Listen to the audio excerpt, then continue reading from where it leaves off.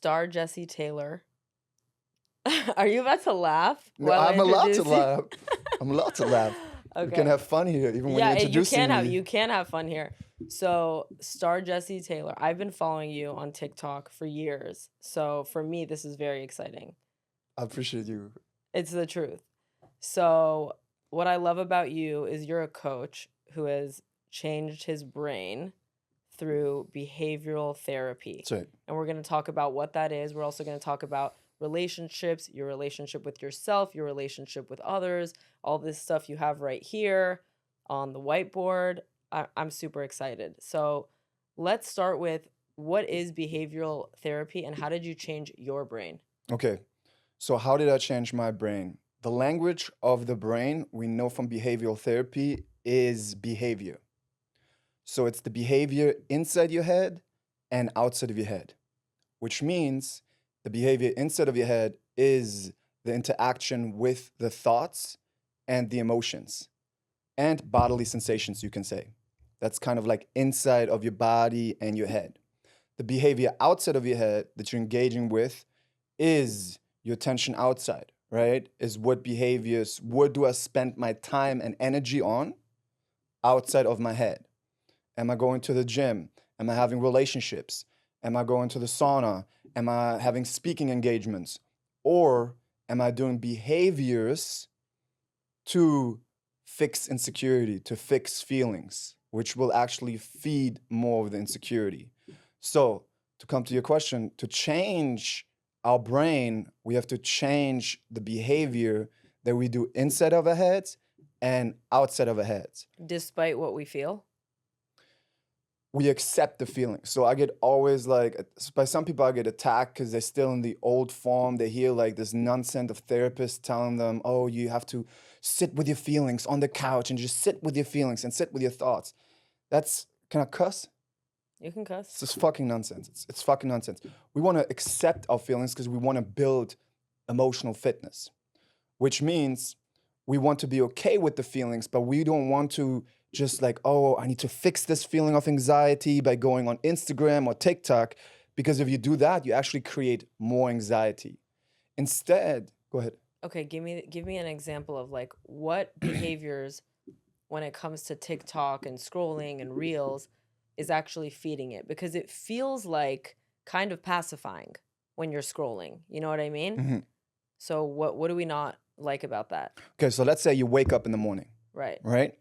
Think of your brain as some person that always watches you, and it watches your behavior, the behavior that you're doing inside and outside of your head. So let's say you wake up and there's a feeling of anxiety coming up in your body. The brain's giving you a feeling of anxiety. That's normal. We're human beings. We're supposed to have feelings. But now, because you don't like the feeling, because you're making it wrong, you're like, no, I don't want this feeling. I have to fix it. I want to get relief from it. So you're doing behavior outside of your head and you're grabbing the phone. You're grabbing the phone and you're going on TikTok, and let's say you're getting relief even. Let's say you're getting some relief from the anxiety because you get distracted. Guess what? You just did one of the worst things for your mental health, because the brain looks at it like this. Oh, you just got happy? You just got relief? Wait, okay, I'm your best friend, the brain. I always want you to be happy. How did you get happy? Oh, I know. I gave you this feeling of anxiety, and you did this thing with your phone that I don't know because I'm a brain, and then you got happy.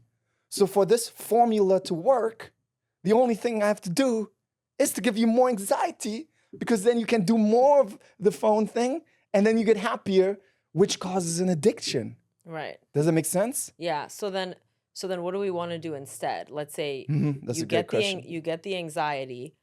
What is the thing that you should be doing? First off, no, getting excessive anxiety and depression comes from fixing anxiety. So it comes actually from a positive intention that you have. Of course, you want to get rid of the anxiety, but you're doing behaviors around it, which is engaging the anxiety and creates more anxiety. Think of the brain like an algorithm.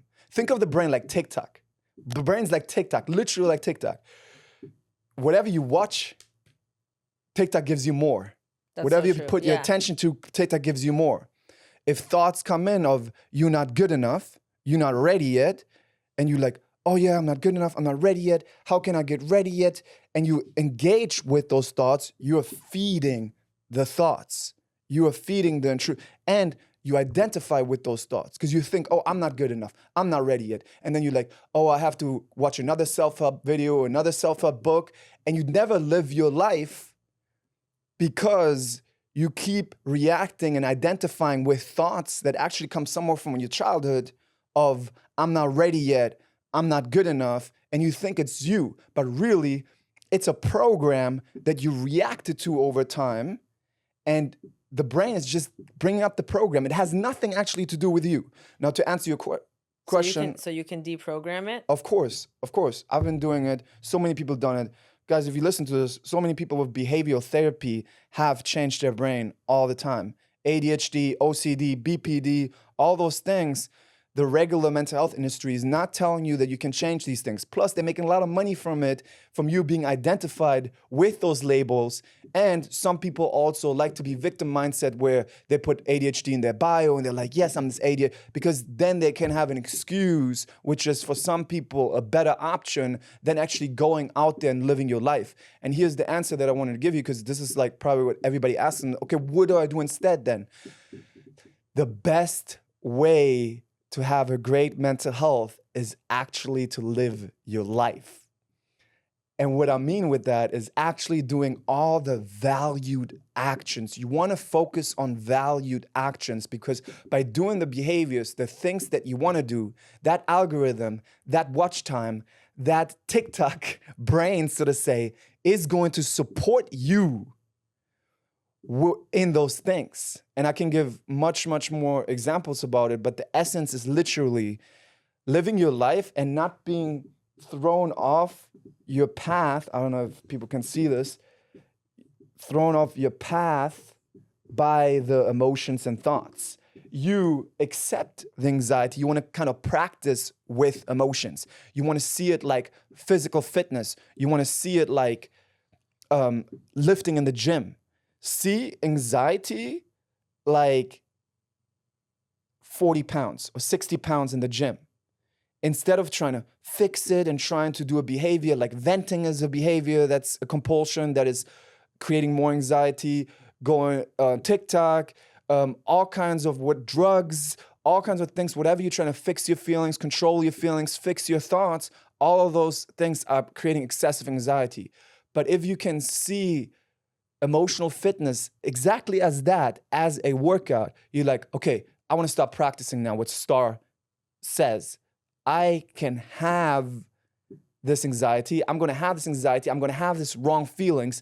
And I go to the gym anyway. The more you do that, the more emotional fitness you create, the stronger you get with that emotion. And the cool thing is, all the emotions are connected, which means even stronger emotions like abandonment issues, panic attack, fear, they're not connected in the sense that they're the same, but they're connected in strength, which means if you train with one, you also get stronger with the other. So that's why I always tell people to start with boredom, because a lot of people, boredom is an emotion as well. Boredom comes up and they trying to fix it by grabbing the phone, right? I don't want to be bored. So then do you suggest meditation in the moment of boredom? No.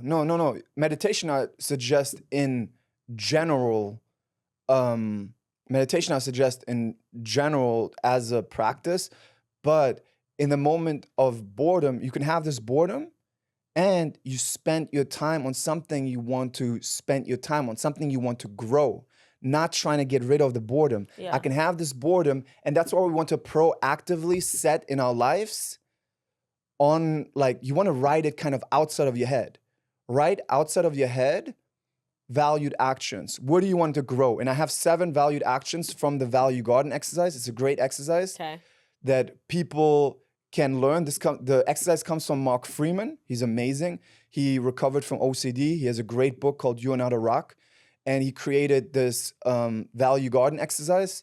And I kind of added these 7 categories to focus better, for people to find their values better. And the 7 values are romantic relationships, family and friends relationships, relaxation, creative expression, fun, business/money, and physical fitness. So those are what you're supposed to nurture. Yes, with actions, because then you live your life proactively with putting your focus on these actions instead of reactively to your emotions and thoughts. If you live your life reactively to your emotions and thoughts, you you tell the brain to give you more of the excessive emotions and thoughts. Yeah. So you want to think in reactive and proactive. If you can take that one thing from this podcast, reactive and proactive, Okay. you're going to be so much better. There's so much more to it, but think of, am I being reactive or am I proactively? And it's important to set those things outside of your head. That's why I love whiteboards. That's why I love postal notes, notes on your phone, because your brain can trick you. You can wake up and your brain can tell you, you identify with your brain, because the brain is like telling you, you're not good enough, you're not ready yet, you're not sexy enough. Oh yeah, should I buy a dress? And you feed the insecurity because you feed the thoughts. Does that make sense? It makes so much sense. So I want to talk about relationships because that was one of them. Mm-hmm. And I think that's a major source of anxiety for a lot of people. It's been that for me, myself included. So I think whether it's like the early dating phase, or you're actually in the relationship, we talk about attachment styles, right? Mm-hmm. A lot of people get activated in that way, whether it's anxious, avoidant, whatever. Mm-hmm. How do you deal with that kind of stuff? Are you suggesting that we suppress our emotions and thoughts? No. People always ask me, like, is this suppressing because you're ignoring the emotions and thoughts? We're not ignoring the emotions and thoughts. We accepting them. But we also don't let our life be dictated by the emotions and thoughts, because then you're teaching your brain with this algorithm to give you more of those emotions and thoughts. So instead, we want to focus mindfully, and this is where mindfulness from all the old ancient teachings comes from. Is so important to bring our focus, which is our superpower. Our focus is always our superpower. Our focus is the point with which we decide what we pay attention to. And the brain from that point on makes its decisions of what software it gives you more of. So you are actually in the driver's seat. You are, with your focus, determining the future software that the brain kind of gives you. So we want to bring our focus, our mindfulness, back to the present moment, to the valued action. So when we walk, we walk. We don't walk and the brain says, oh, what did your boss say this time and that time? And you go in a whole conversation. We cannot control the thoughts that come inside of your head, but you can control with your focus if you're talking back. So the thoughts are allowed to be there. The emotions are allowed to be there. We don't suppress them, but we bring our focus, our superpower, on the present moment, the valued action, what we actually want to spend our time on. And if we bring our focus to that valued action, we show the brain that we care about that, and we don't care about all these uncertainty thoughts, all the insecurity thoughts. But that's a practice, like a fitness. And it's a practice over time. But a lot of people in self-help industry and TikTok, Instagram, they're like, oh, let me get this quick trick. Let me get this quick trick. Let me get this just quick exercise or idea or whatever it is, because then they don't have to do the work. But the real successful people, the people who change their mental health, change their relationship, know it's like the gym, building muscle. And you don't have to be perfect at all. You just want to take up more territory. And you want to start taking up that territory in the beginning of the day. Because if you wake up, it's a reset. And if rumination comes in, or thoughts like, oh, what is your ex doing comes in, and you like, yeah, let's check what is our ex doing, and are they betraying, are they with someone else right now, etc. The brain's like, oh, you love this. You love talking about your ex. Let me give you more thoughts about your ex. Or you like going on doing outside compulsion, you're going on Instagram and checking what your ex is doing. Your brain's like, oh, let me give you more urges tomorrow morning. So you're saying don't do that. When the thought comes in to check their profiles, don't do it. Of course, yeah, don't do that. Don't do that, and bring your focus. And it's going to be uncomfortable because it's like an addiction. Your brain doesn't like that you're doing this new thing of focusing on the valued actions now, the brain, because it thinks it's dangerous. The brain just tries to protect you. So it's like, no, you gotta like control this. What if it was your only love? Maybe you can get them back. What if it was your soulmate? It will throw any thoughts at you for you to react. That's why cognitive diffusion is so important, which is the differentiation between you and your brain. We are not, if you identify, you think like, oh yeah, they're my soulmate, they're the only one, I have to be with them, and you just are taken over by your emotions and thoughts.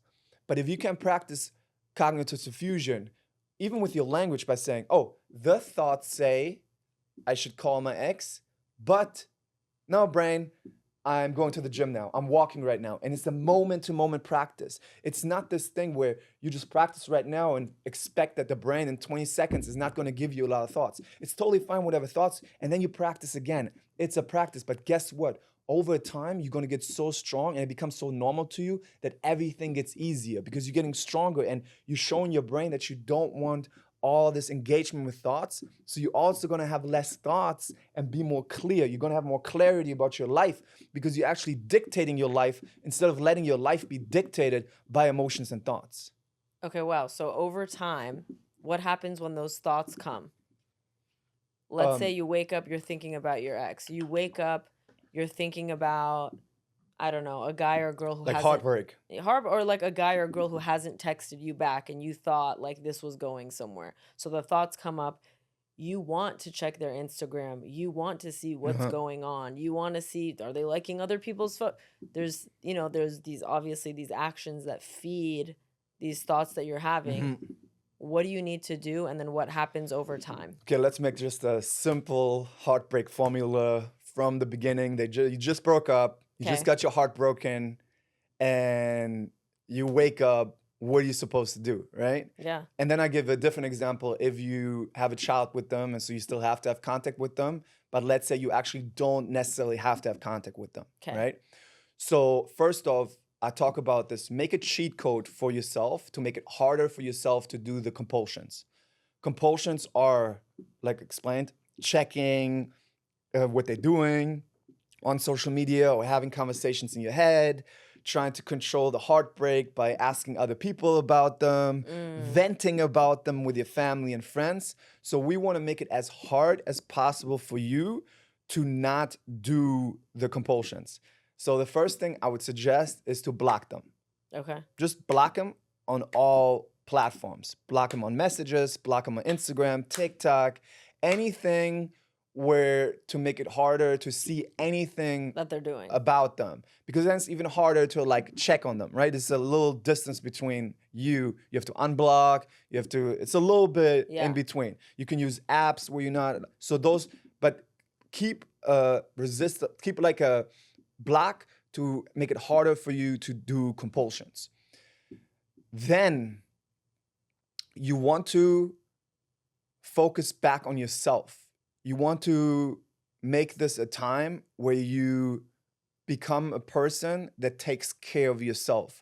Because kind of a lot of people who get through heartbreak and who want to get that person back, they kind of think they chase happiness in the other person, and they need that other person to give them certain feelings or certain taking care of them or certain comfort. And I want you to learn to give yourself that comfort.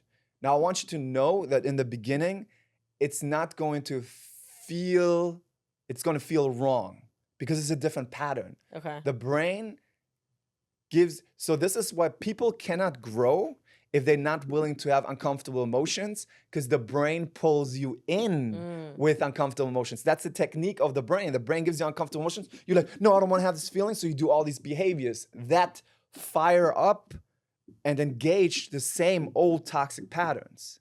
So you now taking care of yourself and doing actions for yourself to grow your life, it's not going to feel as nicely addictive as you doing these toxic games in the relationship and getting these these ups and downs, these hot and cold games, these typhoons and tornadoes of emotional addiction. It's exactly the same as a drug addiction.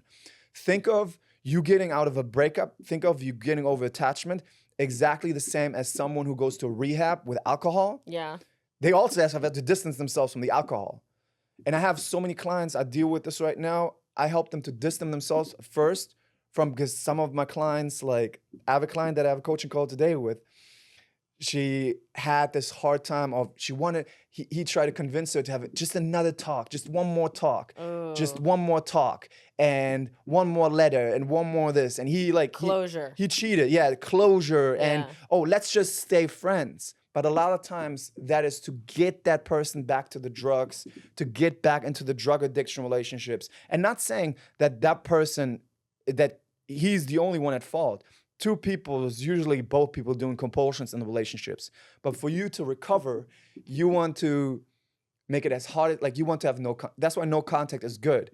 But don't do because some people do no contact so they get them back. Yeah. Because they know. Yeah, because they know. Yeah, if they do no contact, then the other person's like, wait a second, you always, and then it's not really love. It's this ego. No, my ego is hurt. So that's what I want to talk to you about, because there's a lot of things that we call love these days that are not love. It's emotional addiction. It's emotional addiction. Yeah. So how do you know when you actually love someone, and how do you know if it's just emotional addiction, and can the two ever coexist? Okay, let me answer that, but let me just finish the Heartbreak Formula. So they have like a good, so your audience has like a good kind of like in the beginning steps to get over it, because it's like, there's not a lot of people who give that. And then is it okay? Then I'm going to answer the second question. So the Heartbreak Formula, I would say block first, right? So like we always said, we're going to block on social media. And then you want to kind of outside of your head, so you get more of a clarity, because your brain can trick you, and your brain will trick you. Your brain will warp your reality. Your brain will tell you things. No, they were soulmate. Maybe you did all these things wrong. Maybe you should go back, etc. That's why you don't want to let your behavior be dictated by the warped reality that the brain gives you.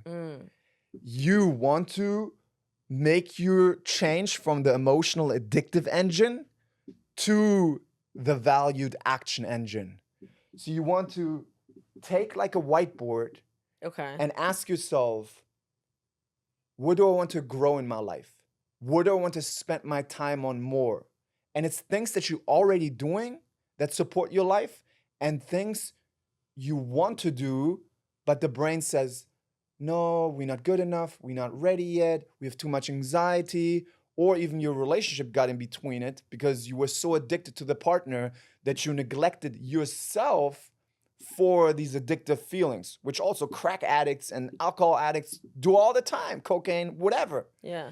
So you want to write things in a schedule on your week down. Again, you don't have to be perfect. You just have to take up more territory. You want to do like a Monday through Sunday schedule and ask yourself, okay, I want to go to the gym actually. And I'm not going to make this based on feelings. So I'm going to go to the gym on Tuesdays, Thursdays, and Sundays, let's say, at 5 p.m. PST. And I'm going to not only grow my physical fitness, I'm also going to grow my relationships. I'm going to go with my friends to Coachella or to Disney World. Yeah. Or have coffee with them. But I'm not going to vent with my friends. I'm going to force myself, so to say. I'm going to focus on sharing what I value, sharing conversations that I care about, my interests. And I know my brain will try me to get, oh no, fix the feeling, talk to them about the breakup, talk to them. But I will be okay with that uncomfortable feeling and share myself in a way that I value. Maybe like Harry Potter, maybe like whatever you want to talk about, right? Yeah. And spend time with my friends. Then I want also bring in the value of relaxation. So I might go hiking, meditation, and I put this on the schedule proactively, because your brain can always trick you during the day. It can always be like, no, right now we don't feel like it, let's do this. At 5 p.m. on Tuesday, when the feeling of not feeling like it comes, which is also a trick from the brain, it's not your intuition. The brain will give you the feeling of not feeling like it. You like, okay, brain, I'm going to practice now emotional fitness, and I'm going to practice the skill of having the feeling of not feeling like it and going to the gym mindfully. Yeah. And the brain be like, no, what about your heartbreak? No, brain, we're walking right now. No, what about your heartbreak? No, brain, we're driving right now. What about your heartbreak? What about the ex? No, Brand, we on the chest press right now. Do that moment to moment. You don't have to be perfect. You just want to take I'm on territory. Creative expression is another of the 7 value categories. Maybe you like painting. Maybe you like singing. Maybe you want to do dancing. But the brain said, oh no, this is uncertainty. Go to a dance class. Insert all those things, because by doing the things you value, you're showing your brain that you value yourself. You're becoming a person who is more self-worthy, who feels more worthiness, because you're showing your brain that with your behavior, again, it comes back to the language of the brain, the behavior, inside and outside of your head, that you do things for yourself, even taking a bath for yourself, even if you don't feel like it. The more you do it over time, know that you will not feel like it or feel wrong feelings for some time. That's okay. But with your actions, you're showing your brain that you care about yourself, and you're going to build more self-worth. And you're also healing yourself, so to say, from addictive relationships over time, because you're changing from the emotional addictive engine to the valued action engine. So I would say for the heartbreak formula, put those valued actions in the calendar and do them. The measure of success should be doing the valued actions, not reacting to the emotions and thoughts. Okay, got it. So and now your question. Sorry. Now my question. Yeah, definitely. Okay, so how do you know the difference between love and emotional addiction, and can they coexist? That's such a big question, and people always ask me, when I tell them what is emotional addiction, they always ask me what is love. So let's define emotional addiction first. Emotional addiction, and you probably experienced that. Yeah. I experienced that. Yeah. Right? I was in very addictive relationships. It's not two people caring about each other. It's two people caring about how the other makes them feel. So it's not really two people really loving each other and wanting each other's well-being. It's two people caring about what kind of feelings can I get out of this relationship. I want to get the feeling of a high feeling. I want to get the feeling of a emotional addictive love feeling. I want to, even some people like the roller coaster. Some people even like the... some people love the highs and lows, of course. Because it's an addiction. Yeah, it's just they like need gambling. the low to get the high. Because they get the lows and then they get the relief. Yeah, it's like when someone's rude to you and all of a sudden they're nice and their kindness feels like a reward. That's what it is. But that only works on people who are on that emotional addictive engine. Yeah. And I used to be on them because I wasn't taught like that, and I came from traumatic experience. None of experience. us were taught Exactly. that. Yeah. So, yeah. Where was I?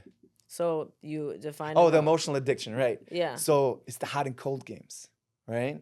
It's I'm texting you a short text message, or I'm waiting 45 minutes or till the next day to make you uncertain about if I still love you. Because the more uncertain you are, the more emotions, toxic emotions are created, highs and lows are created in your body, and you think this is love.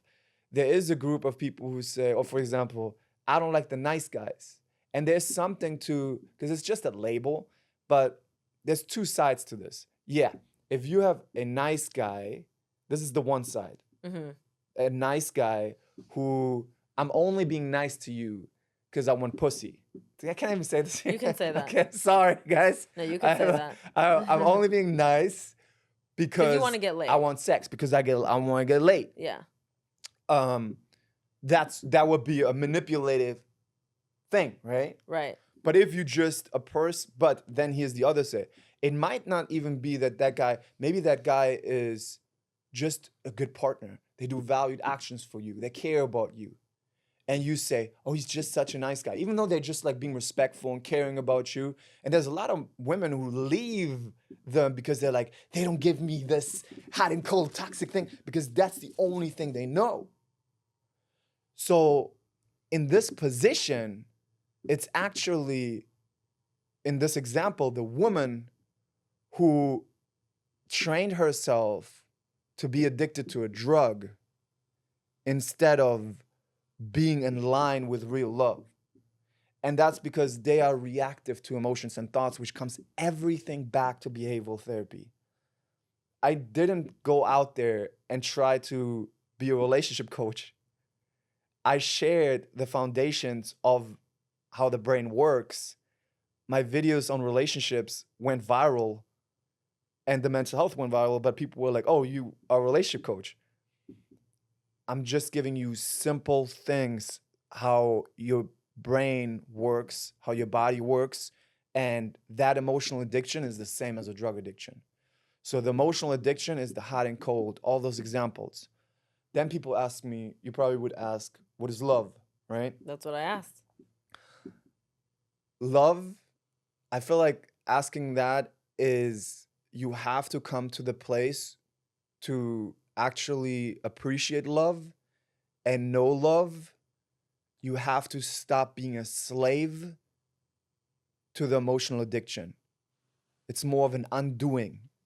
We are, as human beings, I truly believe, have a natural, if we are left alone, have a natural capability to know what love is and love.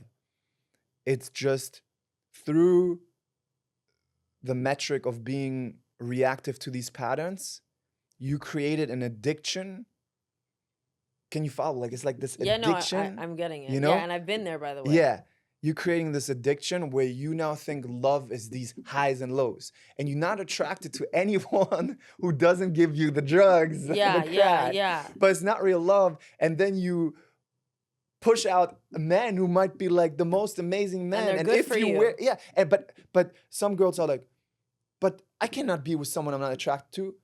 Let me tell you this. If you would be on the valued action engine and not be so addicted to the emotional addiction, you might be completely high, how does it called? High over heels? Head over heels. Head over heels, in love with that person. For the good guy. And good guy is also a label for the guy that right you may guy, think the right you're not, guy. yeah. And love is also a very, like, it's like asking what is God. So there's a sense of magic in that. But that magic, a connection with two people. But first off, to just come to like playing level, how would you say that? Level playing field. Level playing field. It's my second language, but I'm still doing good, guys. Level playing field. Yeah. Level playing field. You need to practice, like someone in the gym who gets a strong body, you need to practice emotional fitness and mental focus, because then you're not reactive to emotions and thoughts. The 48 laws of power, Robert Greene, those things, I'm not reactive to these games at all. These games work. They're manipulative and they work, but they only can work, and he will say that this is true what I'm about to say. They can only work if you're a slave to your emotions and thoughts. Because if you focused on your valued actions, no matter if someone makes you guilty, no matter if someone makes you feel this way or that way with the tricks in the book, right? I think the 4th law or 5th law is say less than necessary or something to make, and there's all kinds of things in it, right? I've read it. So you can only be manipulated, and this is a great thing to know. You can only be manipulated in a relationship if you are reactive to emotions and thoughts, and if you don't have the awareness that you are not your emotions and thoughts. So what does a healthy person who's not a slave to their emotions and thoughts think and feel when someone is playing a game with them, when someone is hot and cold with them? They would probably not be attracted. Plus, say that again one more time, please. When someone isn't a slave to their emotions and thoughts, and they're actually on like the valued action plan, if someone is manipulative with that kind of person, how do they react to that? Well, the person would see the insecurity in that other person, because the other person is only playing these games because they either want a certain power that they don't feel they have, or they don't want to lose the person. Or there's that whole thing, you know how sometimes people say the person who is less interested has the most power. But that only works still based on emotions and thoughts. Yeah. Because I don't care if you're really on the valued action engine and you go into the gym, you're hiking, you're really focused, and you're changing, you're balancing out your brain because you're bringing your focus back to the present moment. You're gonna develop a whole new form of clarity in you. You're changing as a person. You will not be the same person after weeks and months when you started out because your brain literally changes. You cannot imagine. Some people watch this right now, this podcast, and they're like, oh, I can kind of imagine how I am. You will not think the same way. You will be literally a different person because you change your brain so much that you will not even recognize yourself anymore, and you cannot resonate with the old person that you were anymore. So you will also be attracted to different people. So the valued action person, so to say, would not be attracted to someone who plays these games. They would be attracted to a confident person who knows what they want and who are on the same path of being someone who lives their life, of someone who has their hobbies, who spends their time, who grows their passions. Because a lot of times people lose themselves in the relationship because they need emotional entertainment because they don't have anything else. They don't live their life. So they try to get that emotional happiness, that chasing happiness from another person. So it's like, I heard Marianne Williamson say that once. It's a cool person meets a cool person and they cool together. Yeah. It's not a needy person meets a needy person, pretend like they're cool and play power games and chase the entanglement relationship with each other. Yeah. The hot and cold games. So through the practice, you will know. But if you look for like a trick here in this podcast that you can just like, oh, I'll do this quick trick, that's nonsense. And don't listen to the coaches or the gurus. That's how they get you. That's how they sell you coaching programs. By the way, it's not even necessarily coaches and gurus. Half of the internet Everybody. is now people giving it like how to get him back, how to do this, how to do, you know what I mean? And so where does that leave because you? they lead you from your deepest pain. Yeah. And you buying from your deepest pain. A lot of times when people come to me from coaching, they come from me, oh, get rid of this anxiety. Then they learn the paradox by trying to get rid of the anxiety, you get more anxiety. Let me teach you emotional fitness. And then over time, yes, they get a more balanced emotion. They get more balanced emotion household, if you want to say that.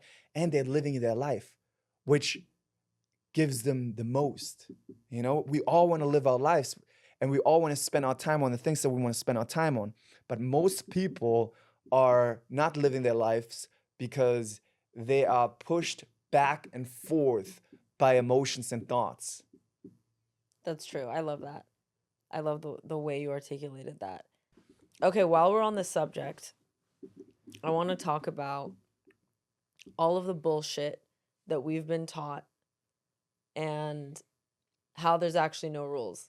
Because remember we were talking earlier about how, like, you know, our generation grew up on, like, why men love bitches and the game and all this stuff, where it's like, for a lot of guys, it was like pickup artistry. And for a lot of girls, it was like, make him chase you and don't ever approach a guy and blah, blah, blah.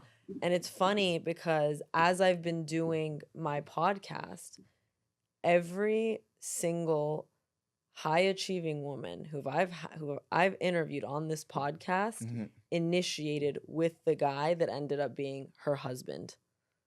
Okay. Which we were always told not to initiate. So yeah, and you kind of shoot yourself in the foot if you believe all these rules around you, right? Yeah, so then it's not even really about rules. Of course it's not about rules. People always like put people on a pedestal and think that and want to give responsibility to like this book or this speaker, and it comes from uncertainty. It comes from, look, if you grow up with trauma, you look for control and safety. I had a lot of trauma or like challenging situations when I was a child. Mm-hmm. I looked for control and safety in like the law of attraction and certain teachings and all kinds of rules as well. Do you think the law of attraction is bullshit? Let's talk about that like a little later, because that's Okay. yeah. Okay. But people who come from trauma look for control and safety.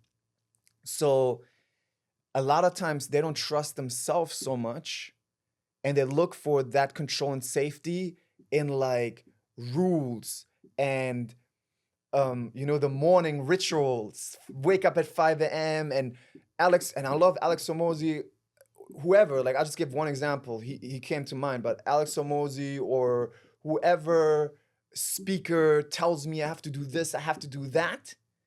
And they kind of get their safety, and then they think they have to do point by point by point by point by point. And the biggest problem with that, the huge fucking problem with that, is you losing the ability to make yourself the authority and make yourself the leader for your life. Damn. That is so important.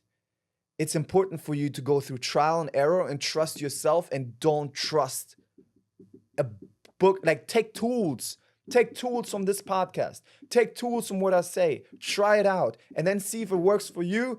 And if yes, great, keep going, but trust yourself. And the thing is, exactly with act therapy, there's a feeling of uncertainty that comes in your body. And this is what we got.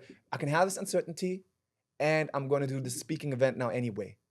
I'm having this and I'm doing this anyway. You're showing that little child that you trust yourself. This is probably the biggest thing ever. If I die and my teachings, that's the biggest thing I want to teach people, is to do the practice to trust yourself. And it's done by having the insecurity, having the uncertainty anyway, and doing the things that you care about, that you value, with your own thinking, with your own mind, with your own body. And that will show yourself that you trust yourself. But many people give that thinking to others. I saw this on Andrew Huberman, and I don't know about his thing that he's going through right now, but we all know he gives great tools and everything. But I saw in the comments, it was like one of his podcasts, the guest, it was like debunked what he said. Okay. And it was basically not true. And there were people in the comments that said, I can't believe this. I always took everything that Andrew Huberman said as gold, and I would do everything without thinking about it. And I was like, what the fuck? You take everything without critical thinking, without the gift that God gave you, which is your own consciousness, and see if it works for you. Because yeah, if you take maybe some supplements or you do some workouts, look if it works for your body. Even at the gym, some of the exercises work for some people with their bodies well, and for other people, it doesn't work that well. You want to train yourself to become your own authority. So don't take everything that someone else says, the rules. Look what works for you. And coming back to the girls who say, you should be chaste. Everything should come to you. Sprinkle, sprinkle. Bro, first don't get off that side of TikTok, okay? I'm not gonna lie. I kind of love Shira 7, and let me tell you why. I don't know who she the is. Sprinkle lady. Okay. Can I tell you why? It feeds in your ego. It feeds in your ego. I agree, but let me tell you. You said you agree. No. But I want to say what it is that I like. Okay. Because I actually don't agree with her because she believes that you should benefit off of a man financially, because there is no, that's what she believes, because there's really no such thing as real love, and men are going to end up cheating. What? That is what she's talking about. Okay. That's sad, bro. Hold That's on. sad. It's sad, but there's a lot of men out there who just want sex from women. That's true too, but not everybody. Right. And so if we're living in a world where that's true, then what Shira 7 is teaching is like, okay, well, here's how you protect yourself and get against those guys. But why would you go out there and look for someone to just get money? And do you want to spend your time with someone just to get money? or No, they want it's everything nowadays, like on the dating, it's so transactional. Like you make it like it's transactional, fucking, and like, hey, I give you 3 cows and you give me whatever back. That's not love. That's not relationships. It's not, but the way that some people Relationship are are two operating, people who care about each other. It's I two people agree. who care about each other. I agree, but here's the thing: is But that then a you lot don't of people date those people. Why would you date those people? Okay, but the thing is, sometimes you don't know. Sometimes people will do the actions that they know that they're supposed to do, so that they can get the thing that they want. Explain. Meaning, there are guys who will wine and dine you, take you out, buy you things just so they can get the sex, or that they can get you as like the woman on their arm so they can signal to other people, hey, I've made it, look who I'm with. And so there are guys who do that and they don't care about you. So it's like, okay, well, in the case that you're in that situation, you might as well benefit from it. That's what she's saying. I'm not saying. But why wouldn't you just leave? I personally would leave. Out? Exactly. Why wouldn't you just leave? Exactly. And why she's do you saying spend is your precious lifetime? Then you know what she's saying. You know what she's saying. You should. Some people want to leave. At least you got something out of it. That's what she's saying. Oh, so you get some free meals and some. No, some women literally don't want to work ever. Okay, then, but I'm not speaking to those women. I think she is. I think she is. That's not my audience. So I agree. That's totally fine. Cool. If they want to do that. But I think a big part of that comes back to what we have been talking about on this podcast is that they are also identified with teachings or rules or thoughts and emotions. They just believe all those things and they don't have that separations where they can have the growth to go out there and spend that time on it and see that, yeah, there's a lot of people. Look, the majority of human beings probably are identified with their thoughts and emotions and don't even know that there's really a separation. That doesn't mean that we need to get in relationships with them or we need to make relationships transactional. Because that's, to me, I don't speak to those people. If people want to do that, I'm not here to make a podcast. I know there's people like that out there. But you know what's interesting? Mm-hmm. There are some people who are probably listening to that side of TikTok that would benefit from you. Here's the thing. It's like what you said, and you want to know something? Here's what I think, because what you said earlier I really resonated with, where you said some things might work for you and other things might not. Some of the things that she said might work for some people, and some of it might be complete trash. If you sat down with her, for example, I bet you there's stuff that you would agree on. Let me debunk just one thing from her, what you just told me that she said. Okay. You said women are supposed to wait till guys come to them. No, she didn't. I mean, I don't know if she says that part, but that's a thing that's been, said to women societally for a while. Let me debunk this for a second. Let's debunk that one. Let me debunk this. This is a rule that you're making and you're shooting yourself with that in the foot if you just believe in society that as a woman, you should wait on a certain guy to approach you and you don't ever go out there and start. Because you don't go out there and go for what you want, basically. You wait till someone who chose you to get you. Yeah. But you don't, and that doesn't sound to me like very... I personally been approached by, I don't know, enough amount of girls in my life who came up to me and hit on me. I think it's very attractive because it shows confidence. Right. It shows a lot of confidence. Right. And I tell you something, for example, when I was younger, I was at the gym and there was a celebrity. And she was a famous singer. I didn't know she was a famous singer, but I did my workout and she kept looking at me, but like smiling, like really showing that she's attracted. So that's a form of doing. And I was like, whoa, she's so confident. She's not even like, she's literally like smiling at me. Yeah. Right? So I went over and talked to her and found out like, in the conversation, of course, who she was. Because I was so young, I was like just nervous then, right? And it didn't work out. But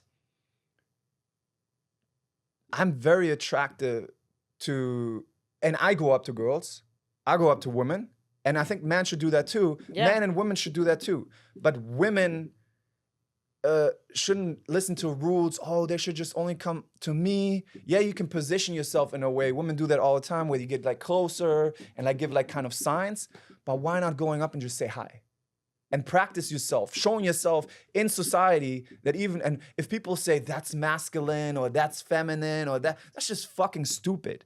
Because Yeah, you know how I feel you're just about all going that. you're just going for what you want. You know you how I just feel live about your all life that. in a way that you want, instead of living your life based on, am I masculine? Am I too feminine? Am I this? Am I that? You get totally in your fucking head and not be the unique person that you need. Yeah, in society, we kind of need a overall structure where we have a family core where there's probably like a masculine and a feminine, but in general, like just individualistic, be yourself. Stop thinking about the labels and live your life in the way that you want to live. Spend your time in the way that and see what you like and what you don't like. Don't listen to people, you too feminine. And I had girls asking me, oh, I think I need to be more feminine. What the fuck does that even fucking mean? Wait, do your coaching clients ask you that? I had some, I don't know, one-on-one coach. Yeah, probably some ask me that, but messages I get too. I've even shown you clips where like clips from my podcast where people have told Yeah, me, someone told you well, you have masculine but you energy. saw that the person who asked you, oh, you have masculine energy, they said it to present like this. You could see on them their face that it wasn't a genuine, vulnerable conversation where they actually wanted to give you like support or something or tips to help you. It was this thing of being in the red pill. And red pill, there's so many great things in the red pill sphere where it got out of delusional land, right? But you don't have to agree with everything. People always jump in these corners, in these teams of, like a soccer team. Oh, you on side of whatever, Israel, you're inside Palestine, you're inside of a Christian, you're inside of Muslim, you're inside of red pill, you're on side of sprinkle, you're on side of drizzle, you're on side of this, you're on side of that. Like, do you know that you're a fucking individual who can choose and pick tools? Even people who follow exactly to the dot this religious book or that religious book, like, why wouldn't you trust the gifts that God gave you to make conscious decisions, to choose the tools that are unique for you? This is like everything. People run for these group thinking, Democrat, Republicans. It's like sheep running in a herd. And then they get support by their groups. So you get support, whatever, for example, on the Fresh and Fit podcast, you get support from all the people, Red Pill, yes, Andrew Tate, this. And Andrew Tate has he helped hundreds of thousands of people with depression. And people don't actually look at that, how amazing that man helped. Now, do I agree with everything? No. Because if I would agree with everything, then I would just be not a self-thinking human being. Yeah. I look at the things, but some people are like, no, Andrew Tate bad, Andrew Tate good. Like, what? Take the things that are useful for your life. Yeah. Come back to the word useful. What works for you? And you see it out. And it doesn't have to be perfect. You walk in your life, you're like on the path of your life, and you're like, oh, I like this for now. This works. Oh, this doesn't work anymore. No. Okay, I put it down. Oh, I learned this. Oh, I fell down. Oh, I'm not going to do this anymore. Oh, maybe on a different spam, this actually works. Like, but some people are like, they pick up this thing. They're like, no, it must work. It's the only thing that gives me control and safety. It's my God. I have to believe in it. And then people make money that way. It's like the thing that I heard about, I don't know if it's true, Jay Shetty. The monk thing? The monk thing. I don't know. Look, listen, and even with that, I'm like, people bash him. I don't know if it's true. I don't know if it's not true. But he still helped a lot of people, even if he lied about that. Take the things that useful. But yeah, of course, if you follow like the whole thing and take what's useful, see if it works for you. Even what I'm saying on this podcast, fucking see what it works, but try it out. Emotional fitness, I know it's working for me. It works for thousands of my clients, but work it out, try it out, but give it really a try. You cannot just go to the gym and be like, oh, I went to the gym for a day. Where's my six-pack? You know? Where's my eight-pack? No, you go, you train, you figure it out. But the biggest thing, if people could learn this, trust yourself. Tupac said this. Tupac said the only think for yourself. Think for yourself. And a big thing that he said that I always remember is, he said, people ask him, why do you think people love you so much? Or why do you think you're so famous or you're so special and other people are not? And there's so many who are not. And Tupac said, I don't know why other people are not, but what I can tell you is that when I look in the mirror, I can see my soul. When I look in the mirror, I see my soul. And I connect that to, even when I'm here on this podcast, I can feel my soul and I can feel what I learned and I can feel in the moment what is true to myself and what I want to share. And then there are the moments where I don't know, and that's okay. And then I learn. But I can learn humbly and just try things out. But I can feel my soul, and I can tell you that I'm not saying things to be liked by certain people or get in a certain category. I'm trying to be as true as possible to myself. And I think a big gift that it came for, I was bullied for 7 years in school, every day for you got to think 7 years. It's 7 years. What were you getting bullied about? I actually don't really truly. The only answer it came was that it became like the snowball effect where one person started and more. There was another answer that I thought people could sense in me that I wanted more and they became jealous.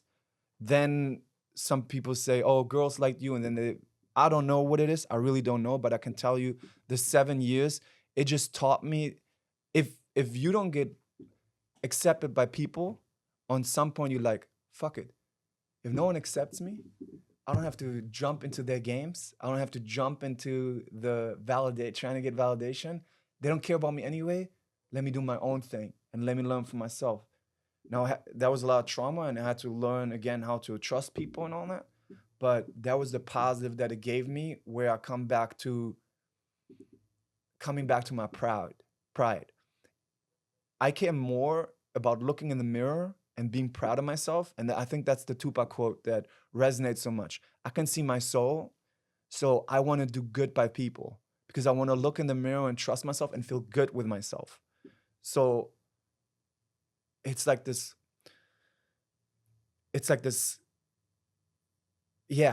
being proud of myself, I think. And that being higher than trying to make money, that being higher than trying to be famous, that being higher than trying to get a girlfriend, that being higher than trying to be loved.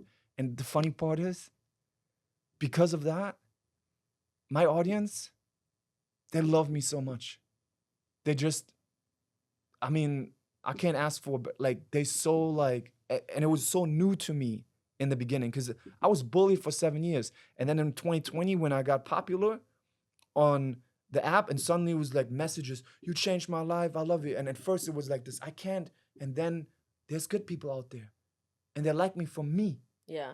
So that conversation means a lot to me, and I can feel myself in this conversation, and I can feel my GPS in, I want to go with my truth. Eckhart Tolle always talks like pointers, like in direction, and I want to go in the direction of what works for me, my truth. But for that, it has to break everything that's not me. But some people are like, this speaker, everything. I need everything from the speaker. A red pill. Yes, this is our new ideology. And all women have to be so feminine and all men have to be super masculine. And there might be some truth and some factors in society in it where this is how families a lot of times work the best. But individually, if you want to go a different way, go a different way. Go your way. But most people don't fucking think for themselves. And it's so crazy because I see the comments on the internet. They're like, no, this guy said this guy said this, Red Pill said this, Andrew Tate said this, whatever, Jordan Peterson said this. What the fuck are you saying? You are the child of God as well, you know? Yeah, I think probably the best takeaway that anyone can take from this conversation is strengthen your relationship with yourself. Yeah. the voice in your head. Don't be reactive to Don't it be and reactive focus it to on the it. valued actions. But also don't turn anybody into your God. Yes. Don't turn anybody into your God. Take them off the pedestal.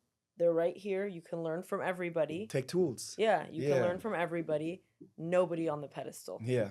That's the problem, is that it's like people really want someone to worship, whether it's like an athlete or a guru or someone. You know, they go down these rabbit holes and they're like, no. And it's funny because you see it in the way that they defend the person that they worship on the internet. And if anyone says anything against that person, now they're the enemy. It's connected to the identity. Exactly. It's now connected to the identity. Exactly. And I want to say that on some parts I understand. So if it's like Christian or Muslim and it really gives you that hope, I'm not trying to take anything away from you. I think they're so beautiful. I believe in Jesus. I don't know if I consider myself a Christian, probably more than some, but more like I want to have an experimental relationship with God where I try things out and see. But I do respect people who, like, with their religions, that if it gives you hope and all those things, if it works for you, you know? There is no one size fits all. Exactly. There is no one size fits all. Well, Star, thank you so much for coming. Thank you, This Nicole. was such a good episode. I really felt it. Me too. I really felt it. I'm excited for it. I felt your connection with yourself. I like that. And I love the Tupac quote. Oh, yeah, I love that too. No, I love talking to you because I feel like we have good like it's easy to talk to you. Yeah, thanks. Yeah, you're doing great podcasts and give people a relaxation to have a conversation, you know? That's good. That makes me happy. Yes. All right, well, thank you. Thank you.